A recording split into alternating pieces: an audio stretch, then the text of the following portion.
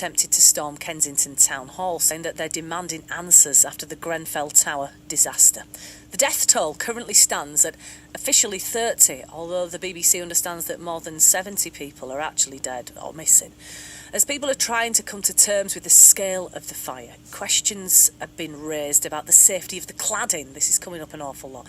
Well, Dr. Kostas Tsavdaridis is an associate professor of structural engineering at the University of Leeds. I spoke to him a little bit earlier this afternoon, and I asked him if he'd ever seen this type of cladding before. I have seen this cladding before. Obviously, I haven't done any particular investigation on the building that we're talking about, but most of the claddings are quite similar. So they have the exterior materials, which are either metallic plates or cementitious boards, and inside there is an insulation, which is usually a polyethylene insulation for thermal insulation as well as acoustic insulation. So these are energy efficient facades, classic ones. Yeah, that's sort of why they're used. Is it a cost cutting exercise when they're using these things, or is it why use this sort of cladding anyway?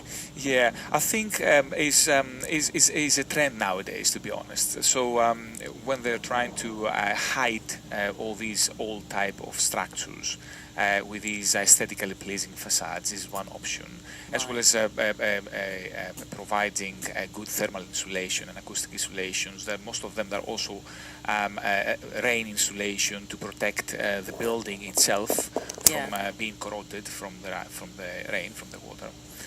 So it's a classic one. It's not a cost exercise or anything like I see. So my understanding of it is that the exterior of the cladding is fireproof, but the interior isn't. That's obviously what's caught fire. This is the actual problem. The material itself has been tested, may have been tested to be a fire resistant material, but what we have to look at is the whole panel as well as the assembly, so the whole structure, how these panels fit together, because these are the weak joints where the smoke can penetrate and pass through, and equally the fire can pass through and burn it. Do you think that it's unlikely that this sort of cladding is going to be used again after this horrific event? I believe it will be used, but we need to do more testing. What I'm keep on saying is that it's not just testing the one panel, but it's testing the whole system, so the whole structure.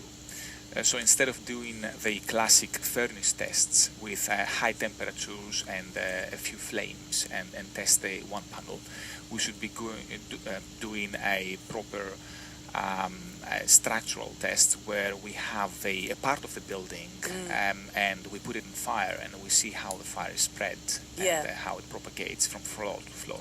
I'm sure you've seen a lot of the footage. The building itself is just absolutely... It's totally wrecked. Would you have ever imagined that a fire like that would do that sort of damage? The thing is that having a residential building, meaning that we have a lot of combustible materials in there, we have kitchens, there are gas pipes everywhere. And having said that, perhaps the cladding is also a big issue. Yes, the building will get blaze and burn totally.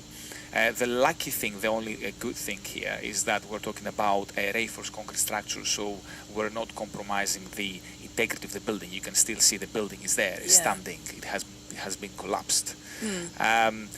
Obviously, anything regarding the evacuation of the building and how quick the fire was spread is another matter. A lot's been said about the lack of alarm systems, but someone said to me yesterday, if there was an alarm system covering the whole of this tower block, it'd be going off every time somebody burnt some toast. But surely there should be some sort of system that when something so catastrophic happens, something should kick in, like a sprinkler system, which I know is very, very expensive, but is there something else that should have been there? The sprinklers are the most robust solution. Right. Let's put it like that. Yeah. However, there are early warning systems that they are used in different areas, different zones of the building, such as the cladding, where they can detect the smoke and the fire from the very early on, and they can put the building at an emergency situation. Yeah. So the ventilation is working differently, the whole building will behave differently, the alarm will go off. So the people will have the time, in fact, to evacuate and leave the building as quick as possible. Do you think this building will have to come down now? Well, as I said, I haven't done myself an assessment of the building. I haven't been down in London. I'm just guessing, speculating on whatever I've seen from the media. But pretty much, yes. I don't think that it will be any issue with the stability of the building. But if the damages are so significant, then most likely it will have to be the solution. Things are going to change after this, though, aren't they? Absolutely. Absolutely will change, yes. Thank you to Dr. Kostas Tsavdaridis there from the University of Leeds.